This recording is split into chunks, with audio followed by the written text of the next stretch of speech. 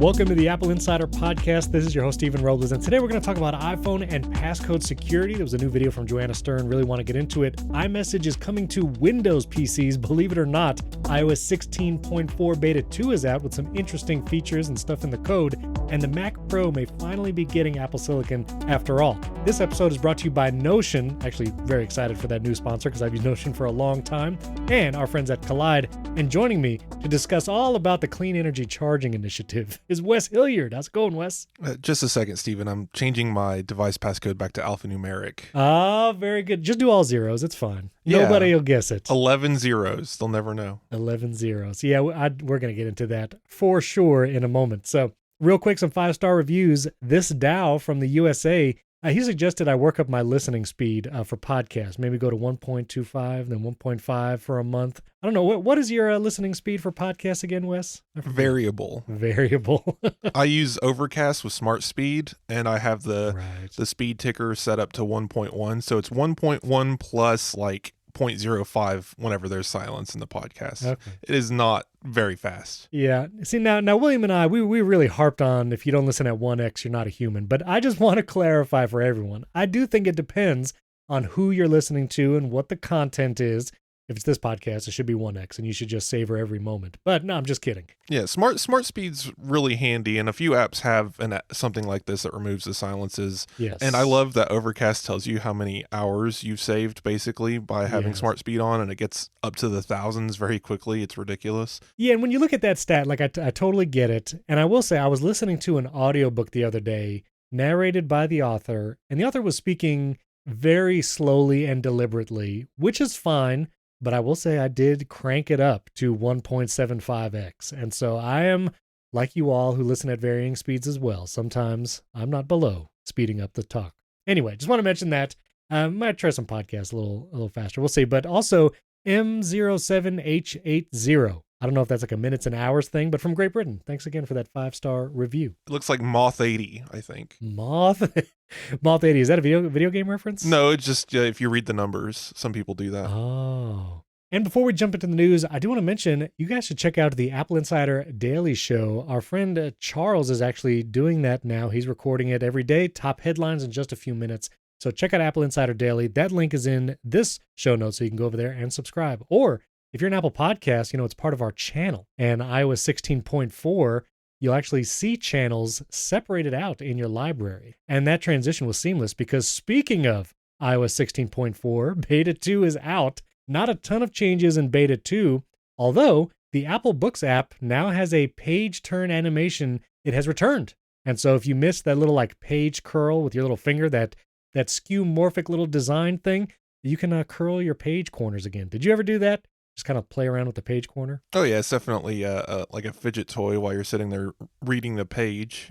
Definitely start slowly turning it and seeing how long you have to turn it before the words disappear, that kind of thing. Yes. I think it's a nice little touch. Again, that's kind of that whimsy that Apple software can provide. Left over from way back in pre-iOS 7, definitely a skeuomorphic design, hanging on by a thread. I mean, I think something should be skeuomorphic. Yeah. There's nothing wrong with it. The death of skeuomorphism was very over-exaggerated when Johnny Ive took us to the flat design. And I like the new design. I definitely don't want to go back to chalkboards and thread stitching in apps. The reel-to-reel in the podcast app. Yeah, we can do away with that, but it's cool having some kinds of whimsy for sure. I remember the page curl first on the original iPad. I feel like when you got that, obviously books and ebooks was a major selling factor. Skeuomorphism there was like a literal bookshelf. Like when you opened the Books app and you can see your books on a shelf. I will say, and I will link to it, our good friend Basic Apple Guy, he actually had a recent article talking about Apple Books and some of the whimsy or features that have been lost and how the app can be improved. So I'll link to that. But someone needs to make a HomeKit app that is all skeuomorphic design. So when you want to turn a light on, you have to flip a physical light switch in the app, or open a set of blinds, you have to turn a hand crank in the app. Yeah, that'll be great. A little haptic feedback when you flick the switch. I'd be down for it. I'll try it. Also, and I just want to mention this because classical music is a passion of mine. The classical music app, its death may have been exaggerated, even though it never has lived yet, but there's a snippet of code in the 16.4 Beta 2 that mentions Apple Music Classical again. in the code, it states that the classical app can only be installed if Apple Music is also installed, which is a strange, like, little caveat. But just the fact that it's mentioned, it has sparkled hope in me again, and I am still hoping that we will get that standalone classical app. I expect this to work a lot like Marvis and those other third-party apps that tap into Apple Music. It's literally just going to be a skin for Apple Music that dives into metadata better and shows it in a different way. I think that's all that this app is. It's not going to be its own database. It's not going to, like, sadly, I don't think it's even going to be its own algorithm. I kind of wish it was. I'd love to be able to listen to just classical music and then not get recommended classical music in the Apple Music app. But I think I think those are going to be very closely tied together. If Apple could give us one single toggle, let us separate the two, that'd be nice, because then I could set up like alarm clocks and stuff with classical, like that'd be fun, but still can't do that today without completely ruining my playlists. Right, exactly. I also want to mention, speaking of iTunes Match and Apple Music, this went around Twitter and maybe Mastodon too for a second this past week, but iTunes Match is still a thing you can pay for. I think it's $25 a year. Yes, I still pay for it. Yes, I understand I shouldn't have to pay for it, because if you pay for the Apple Music subscription, you get iCloud Music Library included. And if you're on the Apple One Premier bundle, that is also included. There's no reason for me to keep paying for it, but here's the deal. I have a lot of tracks in there that I uploaded from my college and even high school days, playing in band and jazz band. And those recordings, I don't think exist anywhere but in my Apple Music library. And so I am not chancing it. I'm paying $25 a year for the rest of my life. That's your mistake. You need to download those things and archive them somewhere. I know. I got to back them because up. Because you one day you'll wake up and Apple will be like, it's gone. And oh no, oh my goodness. Yeah, definitely go fix that. But also, I think a lot of people are confused about how all of this works. So just a quick recap. iTunes Match, all it's doing, it's in the Word. And I don't know why people are confused. I saw people saying this on Twitter when I think one of those, whoever you mentioned, was talking about it. Yeah. It takes the tracks that you upload, yes, which could have been ripped from LimeWire torrents in 2006, right? Kazaa, right? Like yes. Napster, right? Yes, with like the lowest bitrate quality with a cat meowing in the background kind of quality. That's right. And it matches it, or it attempts to match it to content sold for money on iTunes. Yes. Proving that you own that track. And it's like, oh, well, actually, you own it, or you rip this from a CD, whatever, and it actually deletes your original version and replaces it with an iTunes version. That's why a lot of people are confused, like, where's my metadata? Where's all this hard work I put into putting the right album covers on it and stuff? It's like, well, it's because this algorithm that you trusted from like 2014 before algorithms got better replace your collection of music with what it thought was represented by an iTunes song. And those, Steven singing in the shower tracks that you have, that's right, those aren't going to be matched with anything on iTunes, hopefully.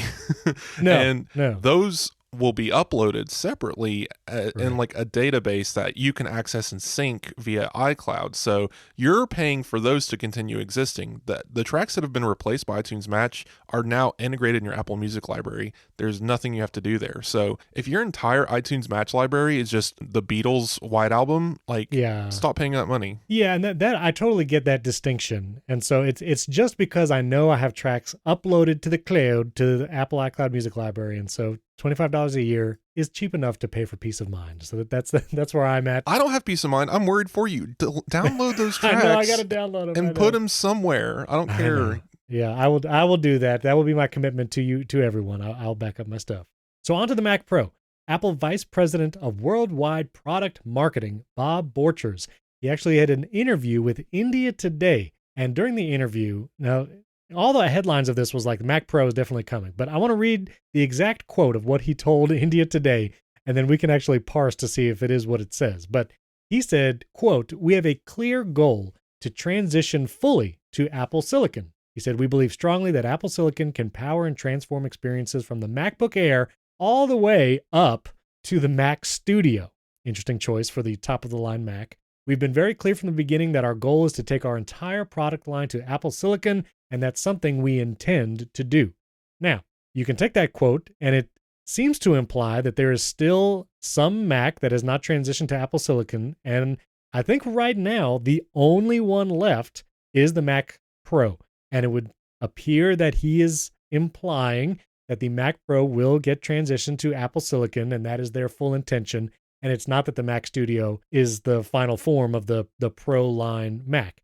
I think it's interesting that he never said Mac Pro in these quotes. And so all the reading into the tea leaves is just because he's implying that there is still some computer to transition. But it seems like he's talking about the Mac Pro. Well, it's a double negative. Yeah, he more or less, like, if you really look at it, he more or less confirmed it. What I mean by double negative is basically gave us something wrong. He basically said, intend to fully transition everything to Apple Silicon, and it powers everything from MacBook Air to Mac Studio. He deliberately leaves out Mac Pro because it doesn't have Apple Silicon. Right. Everything from MacBook Air to Mac Studio has Apple Silicon in it, so there's nothing left to transition there. Right. So by him saying that our goal is to finish the transition is a very heavy implication. And again, it's no secret. Apple said out loud on stage that Mac Pro is coming with Apple Silicon. Yeah. It's not some gotcha in this interview. No, like, they've been saying it out loud very much this whole time. It's just taken this long to get to where they want it to be, because again, what does a Mac Pro look like in a world where the Mac Studio exists? And right. How are they going to, recoup all of these empty stainless steel towers with holes in them when all they need is the space of like my hand to fit the entire motherboard? So right. It's interesting to see how they're going to handle this. I hope we have some sort of expandability. I hope that it gets to really prove out the Mac Pro name, but we'll see. For all the terms of cheese grater for the Mac Pro over the many years, as you were saying, what do they do with all these chassis that they have laying around of the Mac Pro? What if they made actual cheese graters? It's not a really good cheese grater. Did you not see the video of the guy actually trying to grate cheese with his Mac Pro? Oh no, I did not see that. Yeah, it's really bad at being a cheese grater. Okay, so. Never mind. I also will say I'm going to use this as the chapter art, which I just saw recently on Mastodon. Someone was like, wait a minute, there's artwork for every chapter. Listen, listeners, if you look at your podcast player as you listen to the Apple Insider podcast, HomeKit Insider, you will see the images change every chapter that we move on. And so we have a special image just for you, handcrafted, artisanal chapter artwork. And so you should check it out. If you listen in the car and you have CarPlay, I don't. But if you have CarPlay, the chapter art actually shows up on your screen as well. Well, what's even more fun is if you have an always-on display on your iPhone and you tap on the artwork and expand it to take up the whole screen, it's always there. There you go. And it refreshes often enough that as soon as the chapter updates, you'll see that new artwork. It's very handy. There you go. Oh, also, apparently it was iFixit who actually literally grated literal cheese on the 2019 Mac Pro. So I will put that link in the show notes so you can enjoy that. But I also want to mention that what I'm going to use for the chapter art for this chapter, as we talked about the Mac Pro, is the compare Mac models at the bottom of like every Mac product page on Apple's website. There's a find the best Mac for you deal, and it shows the whole family of Macs, the MacBook Pro, the iMac, MacBook Air, Mac Mini, Mac Studio. I just love how, like a family photo where a relative couldn't make the trip, the Mac Pro is nowhere to be seen in this little image. Speaking of weird Apple products, I wanted to ask you a quick question here. Mm-hmm. Are you the kind of Apple nerd who would buy bespoke products that represent Apple gear that are not Apple gear? So like, say, buy a cheese grater that has the same cutout and design as a Mac Pro. I mean, maybe not, but I do have a pillow that is literally a Mac Pro. Oh, I love those. Yeah, I have those pillows. That's pretty cool. I don't know. I like those little HomePod planners. Have you seen those? I have one on my desk. Oh, there you go. There you go. So we are those kinds of nerds. Right. We do buy that stuff. Well, yeah. I mean, it's just a question. Like, would you buy like an outdoor planter that looks like a Mac SE or something? I don't know. It's just I probably would. I would do that. Right. Like it's just funny to me. Like these products do exist. They're very fun. But I love it. I'm super excited today because we have a brand new sponsor, which is Notion. I have been using Notion for many years. I love Notion just for organizing my video projects, for organizing this podcast that you're listening to, lots of research and documents.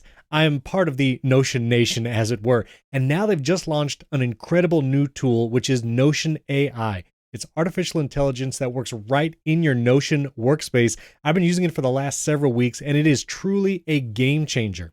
Just to give you a couple examples, imagine if you had a podcast called AppleInsider and you wanted some episode title ideas covering the new iPhone camera. You can literally ask Notion AI, give me 10 episode title ideas covering the iPhone camera.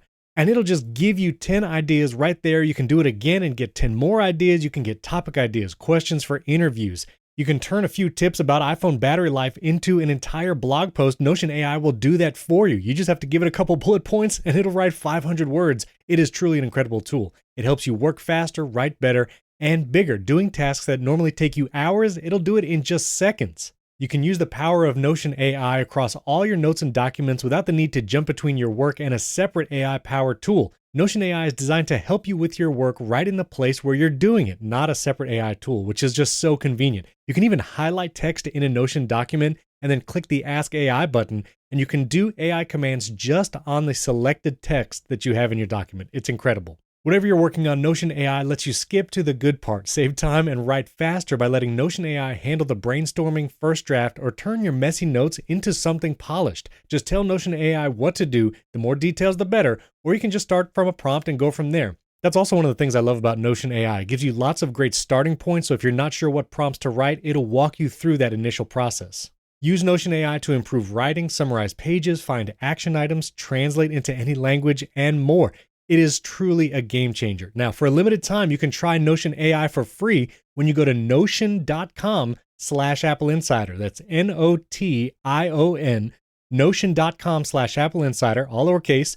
Try out the incredible power of Notion AI today for free. And when you use our link, you're supporting our show. This is a limited time offer, so try Notion AI for free right now at notion.com/AppleInsider. And trust me, once you try it, you cannot go back. Thanks so much to Notion for sponsoring this episode. All right, so I want to get into iPhone and passcode stuff. Joanna Stern, she had a video with the Wall Street Journal talking about iPhone, passcodes, and security. And it's really a compelling video. She interviewed this one lady who she had her iPhone stolen. I think it was at like a bar situation. And they explained that thieves around the US apparently are working in teams of two many times, where one person is trying to catch someone entering their iPhone passcode, and another thief, like once the passcode is then known and memorized by the thieves, the other thief will work to actually swipe the physical iPhone device. And if someone has a physical iPhone and the passcode for that iPhone, you're done. Like your Apple services are done. Because, and this is what maybe we can get into recommending Apple changes about this process, but if you have an iPhone and you have the passcode to that iPhone, you can go into the settings app, your iCloud settings, and you can change your iCloud account password that you use to log into iCloud. You can change it without knowing the current password. You can change it just by inputting your device passcode. So if you have the passcode, you can change the iCloud password, and then that means they can turn off Find My for that iPhone so the user can't track it, lock it, or wipe it. And once they've now turned off Find My, have the login for your iCloud, any two-factor code will also be sent to that iPhone. They can remove every other Apple device that's associated with your iCloud account. You can do that in the settings app, iCloud. You could remove every device. And because they've changed your iCloud login password, you can't re-log into iCloud on any of those devices, and you're stuck. You've lost access to your iCloud photo library, your iCloud keychain. Like, you really can't do anything, and Apple can't really help you either. And so Joanna Stern went through in the video talking about kind of best practices, like what you should do. Maybe don't have a single digit passcode like all zeros or all sevens. Maybe do an alphanumeric passcode, which you can do by going into your settings, Face ID and passcode, change your passcode, and passcode options is this little blue link that shows up when you're changing it. And you can choose 4-digit, don't do that, 6-digit, many digits, or you can do alphanumeric, which means letters, numbers, symbols, all that kind of stuff. And I would also recommend, I have a family member who does not have a passcode on their iPhone, and I shudder every time I think about it. But I've also seen people in stadiums, in concerts, just out in the public, at an airport. They'll go to put in their passcode. A, it's very simple, like all sevens or all zeros. And two, they are not aware of how easy it is to see the passcode being inserted. Did you just say A then two? Did I? You did. It's okay. I just wanted to point it out. I'm doing alphanumeric points here, okay? Alphanumeric bullets, okay? But that's one of the where I see people doing that, and I'm not implying that you should be super paranoid, but be aware of how obvious it is for someone to maybe see your passcode as you enter it. I see so many videos on like TikTok and Reels and stuff of like people zooming in to other people's text message conversations who are sitting like several rows ahead of them. And you could just clear as day read the entire text message conversation. If you had a password on screen, someone could easily just read that. And so I think it was a compelling video. And maybe Apple should do something to change this process of all you need is that single device passcode to really wipe out your account. But what did you think about this, Wes? This is an incredible story, and the work they put in is great. Like, I understand that this is a serious issue, but also I feel like a lot of these come up a lot. And this isn't just an Apple problem, by the way. This is Apple, Android. Anyone with a device that has a passcode on it has this issue. Especially like on Android, it's the same deal. Once you're in, you're in. Right, There's so many things that have to go right for this to work out. And if you're an Apple Watch owner, this probably wouldn't work either, because you'll get notified if your phone is taken more than 5 feet from you. So there's ways around this and fixes, and we'll talk about that. But I just wanted to point out before everyone, freaks out and starts changing their passcodes and starts like hiding under tables in order to unlock their phone, take a breath and realize that social engineering has always been a thing. Whether it's your wallet, your keys, or now your phone, someone's always out to try and get something from you. That overly friendly person at the bar is usually out to get something. They're usually very sketchy. They're usually very obvious. Women are usually better at detecting that than men, but this is definitely a possibility. And I don't like that the option exists. I would ask that Apple have a toggle maybe that say, trust that I will never forget my stuff to the point that I need to use my device passcode to reset my Apple ID. Like, just turn that option off. Yeah. Kind of like right now, there's an option to reset your phone and erase everything if they do 10 failed passcode attempts. Right. Overall, the danger definitely exists. I've definitely clubs and bars with like 2-level seating, and you could just be on the second floor. Like, there's a band playing music and everyone's downstairs not paying attention to what's going on upstairs. You could easily film people entering their passcodes. Like, the social engineering here is very obvious, and you don't even have to do the whole, ooh, let me take a selfie and like force them to reset their phone right in front of you. This could very easily be done from far away. But the biggest thing you have to remember about a lot of thieves, they don't just spontaneously decide that they're going to steal your phone. It's usually a planned out event. They'll spot you, target you, try and get it away from you. And so generally speaking, you have to put yourself in a very vulnerable place in order for something like this to come up. So just remember, when you're out in public,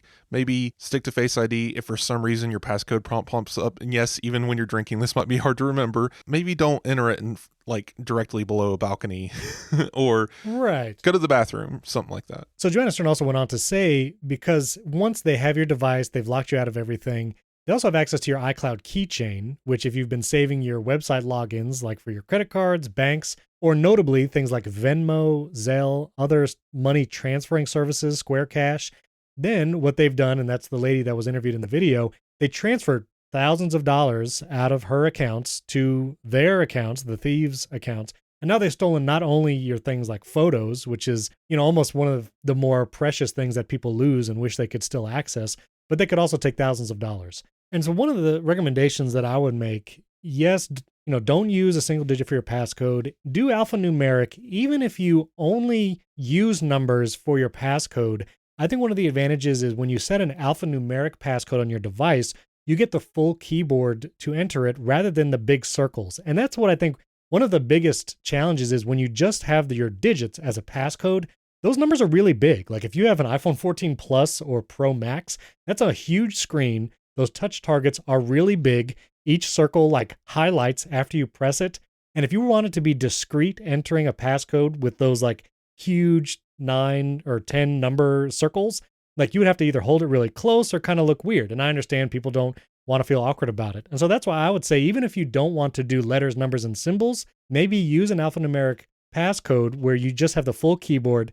Now, all your entries on your finger is going to be on the bottom half of the screen rather than the entire screen in these huge numbers. And you can be a little more discreet. And also, like you said, use Face ID, use Touch ID as much as possible. Most people do that naturally, but a few tips. Yeah, alphanumeric, I agree. That should just be the default for everyone, because numeric passcodes give people the opportunity to be lazy and use a birth date or something like that. Once you add a single letter to anything, especially if it's you're not spelling out a full word, you've increased the complexity of the passcode beyond what a computer can guess. That's great for hacking, but as far as someone recording you entering your passcode, if they can see your keyboard, they can gain access to your phone. So I would say that a few of the things you can do. Another thing is owning an Apple Watch, right? So you can set up a system where as soon as you're out of Bluetooth range of your phone, which is about 30 feet, you'll get pinged on your Apple Watch that your phone has been left behind. Unless the person takes the phone from you, enters your passcode, and disconnects you from your Apple Watch in front of you, you should get alerted before they're able to get too far with your phone. Obviously, these kinds of thieves, they're probably looking to exit the bar, climb in a car, and run. Right. I just want to emphasize the fact that it's important to be aware of these kinds of issues, but it just feels like it's not affecting tens of people, right? Not everyone on the planet. Right. And the reason why I'm maybe a little more passionate about it is I have a close family member who fell into a phishing scam. And basically what happened was they're trying to grow their social media accounts, this family member. And in doing so, they received a text message that says, we want to verify you on Instagram. In order to do that, just send us the 6-digit code that we are going to text you and it'll start the process or whatever. It seemed legit. They didn't really think much of it. Didn't realize that the 6-digit code that they were receiving was actually the 2-factor code for their Google account. Right. And so as soon as the 6-digit code came, they sent it to these phishing scammers. They had family members' Google login was able to get in there, and from there can wreak so much havoc because this stuff's serious. It's serious. They can reset the password, but also what people don't realize is when you have other accounts where you use that email, like that same Gmail email address to log in, they can reset all those other passwords because they have access to your email. And so all those reset password options that just email you a link to reset your passwords, they will very quickly do that. And my family member lost access to their Facebook pages, their Instagram account, their Gmail account, like everything. I think the way to think about this is it's just add it to the list of things that you have to be somewhat conscious about as an adult who is just aware of security. Like you're not going to walk around like, remember when people would the advertisement for the guy who it was like Social Security insurance, and they drive around with their Social Security number on the side of a bus, right? Like, and be like, I'm safe from identity theft because I'm protected by this. Anyway, it was utter nonsense. But like, you have to have some level of consciousness about what data is important and protect it, right? So we wouldn't walk around with our Social Security number printed on the back of our T-shirt. And I was listening to the very long 3-hour talk show with Marco Arment on talking to John Gruber about this very issue. And one of the things they brought up was, in the 90s, people still kind of do this today. I don't see it very often. I've seen it parodied in movies, right. But people would hunker over ATM machines and like cover it with their hand, trying to hide their 4-digit PIN when they went to withdraw money. And if people could just have half as much respect for their passcode when they're entering it in public, right. I think they'd go much further. And again, the military does this too. This is very much feels like a military thing where you'd go and sit in a training classroom and they would tell you that everyone's out to steal your phone and your passcode and what not to do. This feels kind of like that. I think it's good to have the public facing presence of the world's on fire, so that way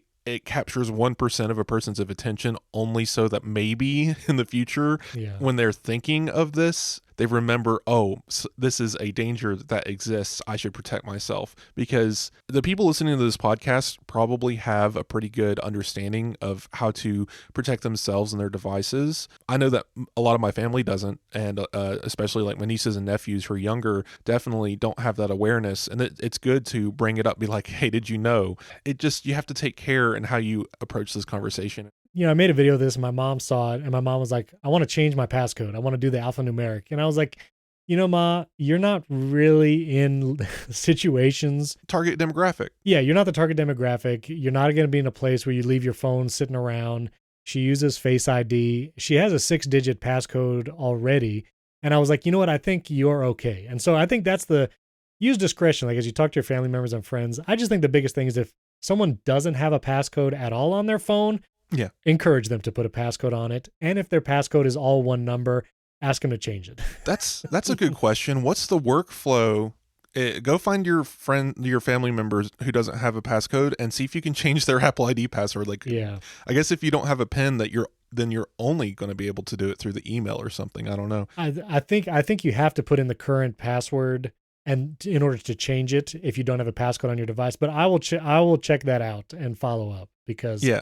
There's no way that you'd be able to change your iCloud password without doing it, putting anything in. Yeah, there'd be some other factor involved, and 9 times out of 10, I mean, just think back and be aware going forward. How often have you had to enter your passcode? Right, like it just shouldn't be an option. Face ID should usually unlock your phone. Those of us with Apple Watches probably still have that thing on. I do, where if it detects part of your face but not your full face, the Apple Watch will authenticate and bam, you're unlocked anyway, so you're still not entering a passcode. Someone's not going to be able to steal your phone and your watch. The whole crux of this is they need your passcode. So even if they steal your unlocked iPhone, they still can't do anything. They need the passcode. So the number of times you're entering your passcode in public should be near zero. And again, the social engineering here of maybe they get a hold of your phone. I don't know if this was part of the story or not, but maybe they take a picture for you at a bar, like, let me get a picture of your friends, and they hit the security reset by holding down both buttons, volume and power, to go in that mode where you're required to enter a passcode. If you ever get handed your phone and it says enter your passcode, then maybe be a little bit sketchy about it and go and like turn your back and enter your passcode, right? Like just have some self-awareness going forward that this is a phishing scheme. Just using as much energy as you do, knowing that there's some emails and some text messages that are trying to phish your information. That's all. You don't need to go out and just like be wary of every person you ever meet. Right. Yeah, for sure. All right. Moving on to other news. iMessage is apparently coming to Windows. I didn't even know that this was going to be possible, but there's actually an app that will be coming called Phone Link, and you'll be able to download it on Windows and supposedly link your iPhone to a Windows PC and message your iMessage contacts, like send and receive iMessages. There's a bunch of limitations. For example, you won't be able to send photos and messages, do group chats. You won't see the entire message history, like you won't, like iCloud in messages, like loading all the previous messages. You won't be able to do that. It will only display messages sent or received through the phone link. But I thought this was kind of fascinating. I'm not sure the exact process. Is it linking, logging into your iCloud account or whatnot? But yeah, I didn't even know this was a thing that would be possible. This is one of those, again, the headline is not really telling the full story. iMessage isn't coming to Windows. What is happening is when Windows computers will be able to have a Bluetooth signal from your nearby phone and capture incoming messages of any kind. So it's not just iMessage, it's the Messages app. So SMS will also be linked to this. And basically your phone, you've given it permission through some sort of API that Apple has, because other apps like this exist on Android. Basically, it'll capture that plain text and send it to the Windows computer as if it was a message. Because of this, it can't actually distinguish between iMessage and SMS. Because it's doing text capture and trying to limit bandwidth, it's only text, not images, right? So that's where that comes from.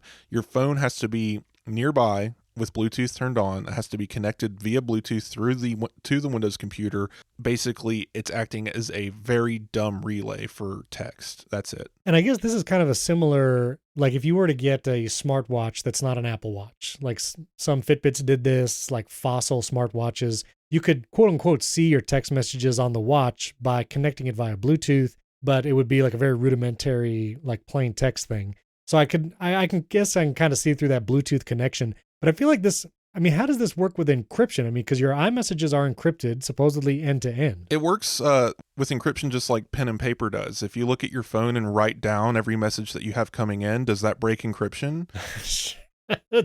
Now that is a philosophical thought experiment that we should pursue. The answer is no, it doesn't break encryption. This is you've explicitly given permission for the Bluetooth connection to pass these messages. End-to-end encryption encrypts the messages in transit and at rest, but the thing is you're giving the phone permission to access that encrypted data, create an unencrypted plain text file and share it over Bluetooth. Again, you have to go through an explicit handshake for this to work. Yeah, it's very odd, and maybe I guess Apple might have helped Windows build this. Maybe they didn't. Maybe Windows went rogue and built this themselves with an API. Maybe publicity of this will be like Apple will be like, no, sorry, and just turn it off. Because again, we've seen other messaging apps. You might have seen messaging apps on Android and Windows before called like AirMessage or whatever that capture iMessages and SMS and bring it to these other computers, again, through like the Bluetooth sync,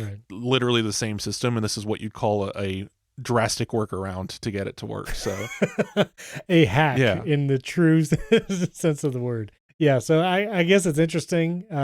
Yeah, I won't be doing that. I don't even have a Windows computer to try that on. Battery replacement costs will actually be going up for Apple devices. So Apple said effective March 1st, which we've already passed that date, out of warranty battery service fees will be increased by $20 for all iPhone models prior to the iPhone 14. So for instance, the iPhone 5, if you still have one of those and would like to replace the battery, it's now $69 instead of $49. There's also some battery replacement increases like across the iPad lineup and all that. You know, you could be up in arms about this, but actually I will say, I think that these battery replacement costs are actually super reasonable, especially for out of warranty devices.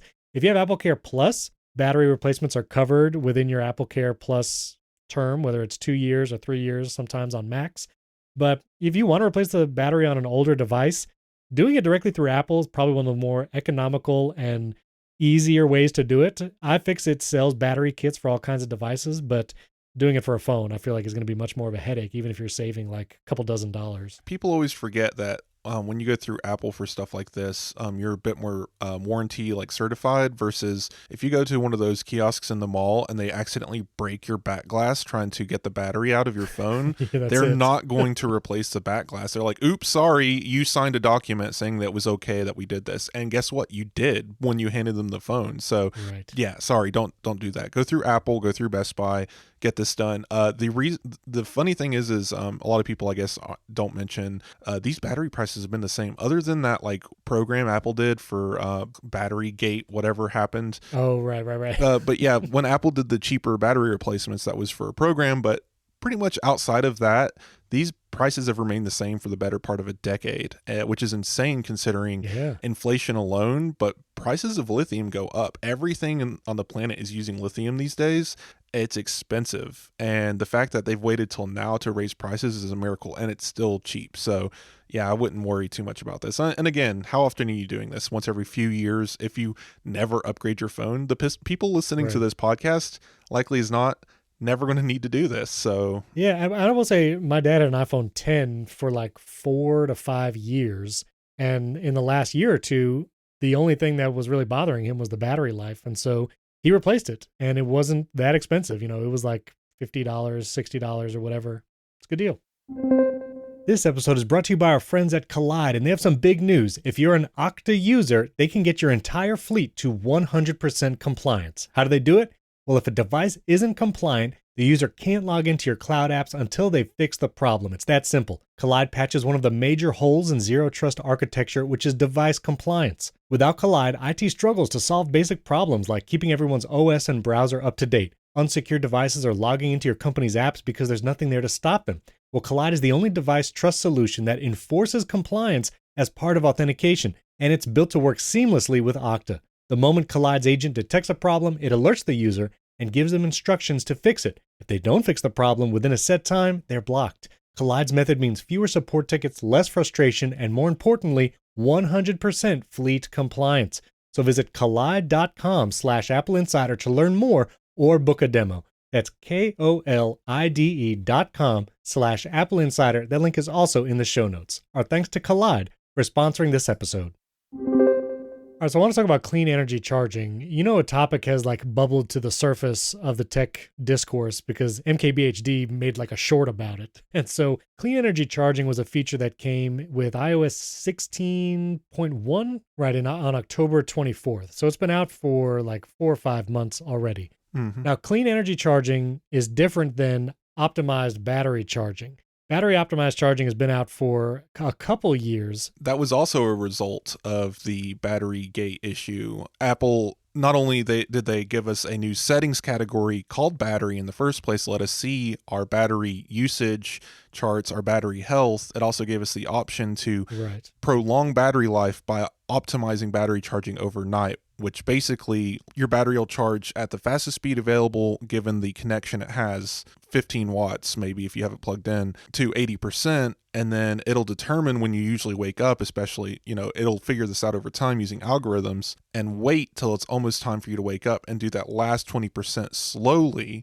to preserve your battery life. Because one of the things that degrades battery health is if your device charges all the way up to 100% as fast as possible and then sits on the charger while it is at 100%. Not significantly, but doing that over time, then you'll see your battery health slowly decrease. And so that optimized battery charging, like you said, holds it at 80% until it knows you're going to wake up either by the alarm that you have set on your device or just through your routines every day, weekend, that kind of stuff. And then it will finish charging. I use optimized battery charging, and my battery health actually on my 14 Pro is still at 100%. And that was another thing that kind of went around social media recently. Yeah, mine too. Yeah, still at 100%. And so I leave it on, it's fine. Now, clean energy charging, different. I don't know if you want to explain the feature. Clean energy charging is basically piggybacking off of the algorithms used by optimized battery charging. It takes all that information. So this is location data not shared with Apple. All this algorithm is local to the device. So don't worry about privacy issues. Right. Location data, basically your significant locations, if you've heard that term before. Yep. That's the thing where you can go deep into settings and see a map of everywhere you've been, and everyone freaks out about it every 5 years or so. Yeah, so significant locations, it learns like where you work, where you sleep, where you spend literally multiple hours a day. Not, oh, you just went through the McDonald's drive-through. That's not a significant location.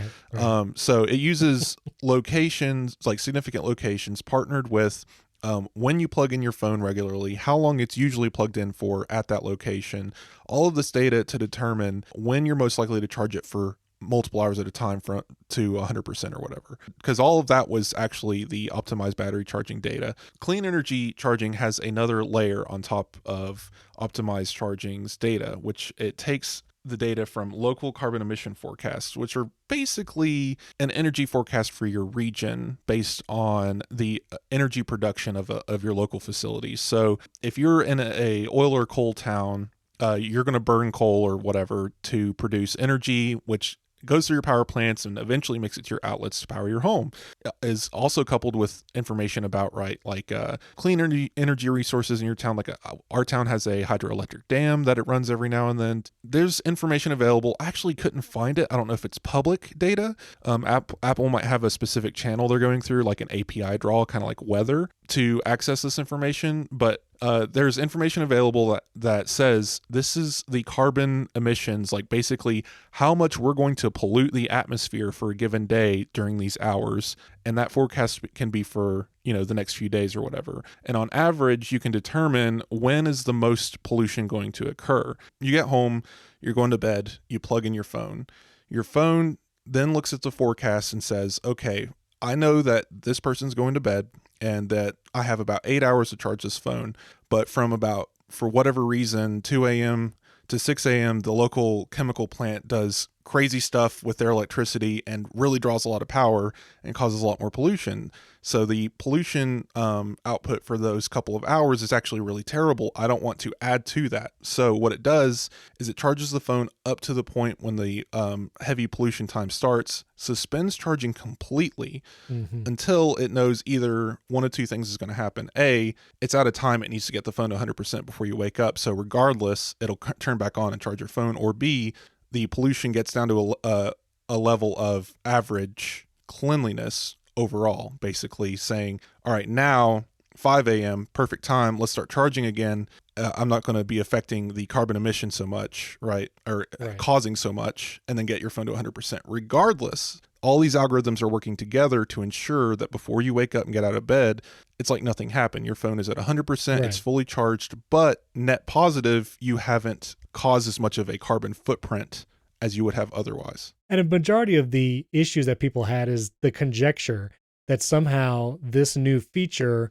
was causing their iPhone to charge slower anytime they plugged it in anywhere. But basically what was being shared around the internet was that this was going to cause your phone to charge slower. It was punishing people for not having clean energy available in their town. It was somehow, again, like every time you plugged in your phone, this was just going into effect and affecting how the phone charged. And none of those things were true. And the other thing is, people may wonder, why, like, does this even matter? Like, how much energy is my iPhone pulling on the grid for this to have any effect on clean energy? And Apple is in a unique position where a small change that gets pushed to all of their devices can actually make a significant difference. To put it in perspective, the latest data is since early 2023, earlier this year, there's more than 1.5 billion active iPhone users. So that's like 1/7, 1/8 of the entire globe. Yeah. By the way, for now, this feature is US only. Right. It's US only. But again, like for the scale, like the vision to have this worldwide and pushed everywhere, that very, very tiny difference means a lot. You kind of saw this with AirTag also. You know, so many companies like Tile tried to do location tracking with these little devices. The fact that everyone would hopefully have one, that was the ideal. And then all of a sudden you have this global network of location. You can find your luggage or bags or whatever. But it never took off because you need this critical mass of users for it to actually be a ubiquitous form of tracking your devices. So Tile just never really succeeded like it could have. What happens when Apple does it? They make AirTag, and now all of a sudden there's hundreds of stories about baggage being tracked through airports and supposedly nefarious things, but also like just the fact that Apple can achieve a critical mass almost immediately after a product launches like AirTag shows the kind of influence they can have on a global scale. So the United States and Japan are very heavily iPhone users, and then it kind of goes from there. It's mostly Android for the rest of the world. Yeah, so iPhone users are heavily concentrated in the United States. So this is definitely going to have an effect here. This is going to roll out elsewhere. There's probably some sort of legal stuff that they need to work out to make sure that they're not going to somehow get sued by somebody, right? Because the United States doesn't have as many laws about this kind of stuff, but like the EU might not like that Apple turned on by default an energy controlling feature in the iPhone. Again, fully benevolent reasons, like they're not somehow like, I don't know, working with electric companies to increase how much things cost. I don't know. But every iPhone in the United States that is on 16.1 or later will no longer charge during high emission times. That means however much pollution is just removed from the atmosphere during that time. It does make a difference, even if it's small. I mean, I guarantee you Apple will release in their next report, their next green energy report, that they saved so much from this feature. Yeah. And this could come to MacBook, iPad, everything. And so we have a great article really going into depth. Its link is in the show notes if you want to read more about it. And just to help you combat if someone's like, my phone is charging slower and because Apple did something, like this information will hopefully help you combat those kind of ideas if you run into them. I called it a self-induced placebo. Yeah, exactly. My phone's charging slower. It must be this. It's not that. I promise. No, it's not that. All right, two things just here at the end. I wanted to mention a new report from The Information revealed that Apple hired Lauren Fry, who's an advertising executive for TV and digital video, and she has supposedly joined the Apple TV Plus team. I think this is an indication that we will see an advertising tier on Apple TV Plus. I just want to throw that prediction out there because I think it is going to happen in the next couple of years where the $5 current tier will probably become an ad-supported tier, and there'll probably be an $8 or $10 tier for Apple TV Plus content that will be ad-free. I'm sure that within the like Apple One subscription models, that might change. Like if you have Apple One Premier, you'll get the ad-free, but if you have Apple One, like the base level, maybe you'll have ads. But I think that's what this means. Well, it's $7 now, Steve. Oh, it's $7. Oh, okay. Right. Yeah, they increased it by a couple dollars. But I do want to mention, did you watch an MLS game this past weekend? I did not. I know it like popped up 3 or 4 times on my phone every time I opened the TV app. It just slid up. Really aggressive. It was very aggressive. Yeah. Obviously, not fun. Wouldn't have cared, but for whatever reason, the first game of the season and the first game of Apple's broadcast MLS stream was Nashville Sport, like their club versus New York City. And I was like, that's like my local team, right? So I went and watched it, and it was quite good. The broadcast was good. The commentators were good. I don't care anything about soccer, and I was invested in this game. Like, it was fun to watch. I love the fact that their jerseys were Johnny Cash all black and had the Apple TV logo on the sleeve. That was very slick. I almost clicked buy on one online, but it was $170, and oh my goodness. Authentic jerseys are expensive. I said no thanks. I'll wait for it to show up at Target as a t-shirt. Yeah, so it was just a good experience. I will say, compared to MLB, this was very clearly an Apple production. 1080p instead of 4K, so definitely a difference in quality. It didn't matter. It looked great, and the commercials and advertisements, much better. Just cars, Okay. Apple TV Plus. They advertised soccer itself a lot. No gambling whatsoever, and no gambling bits in the games or anything like that. So if you at all care about sports, give this a look. It's pretty good. That's pretty cool. All right, and real quickly, we had an article just about a third-party utility for the Mac that lets you quit all your Mac apps at once. It's called the Bunch app. But also in our article, and I wanted to mention, you can do this with shortcuts on the Mac now. I actually hadn't really thought about using this step in some of my shortcuts, but I do have some automations. Well, that's not an automation because that's not available on the Mac yet. But I do have some shortcuts when I'm getting ready to record a podcast where we'll open certain websites where we record. It will, turn on some smart home things like lights if I'm doing a video podcast, like HomeKit Insider. But you can actually add a step in the shortcuts on your Mac where you can quit one app or multiple apps or quit all your apps. Be careful using that command because it'll quit everything from like apps running in the background, like Audio Hijack, and also like ones that have Windows open on screen.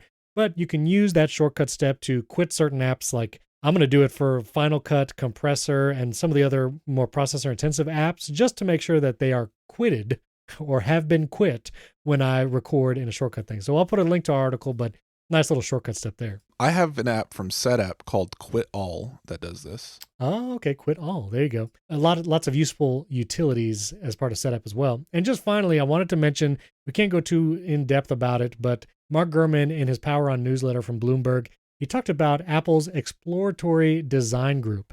Basically, the acronym was XDG, and this is a team inside Apple that Gurman says mostly engineers and academic types, similar to Alphabet's, which is Google's Moonshot team. And rather than actually working on current products, their job is really to suss out whether an initiative is even feasible. And this is the group, Exploratory Design Group, that is working on the blood glucose sensor that could potentially be in an Apple Watch one day. And so this team is strictly just working on, again, these kind of moonshot, to use Google's term, ideas on products, features, things like that. And their job is just to see if this idea is feasible. Can this happen in the real world? Is this even possible?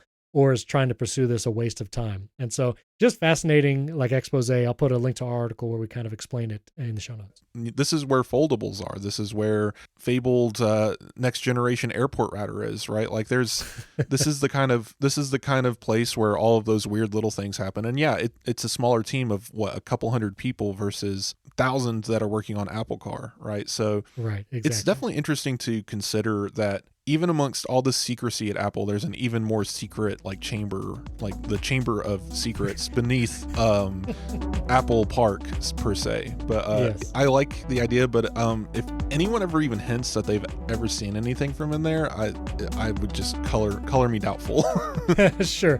Yeah, it's you have Moria where they do some experimentation. Then you have the Bridge of Khazad-dûm, which is even lower into the thing. Terrible. Now yours was probably better. Awful. It's all bad all the way down. This is bad all the way down.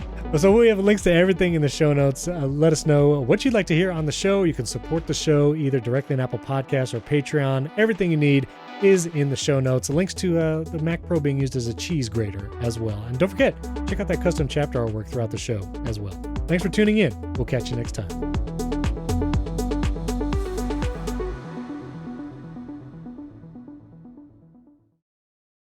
Now I'm mad because I forgot to mention the clean energy notifies you when it does do the thing. Oh, that is such a complicated thing to describe out loud.